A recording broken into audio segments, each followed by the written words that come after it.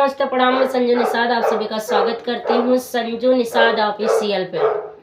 तो आज हम लेके आए हैं विवाह गीत। आप लोगों को कैसा लगा कमेंट बॉक्स में ज़रूर बताना। और आज का है हैप्पी न्यू ईयर।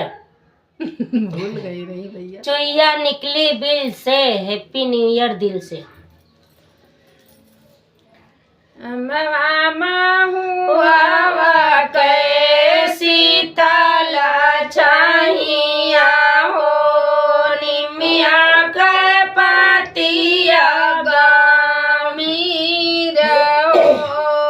मामा हुआ कैसी ताला चाहिया हो, निमिया के पतिया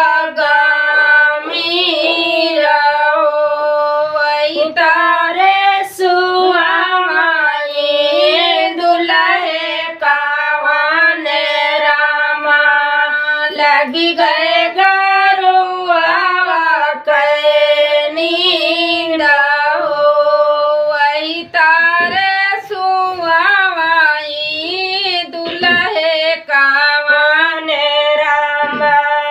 लगी गए गरुआ के नींद, जीव बैठे जगावे उनके बाबा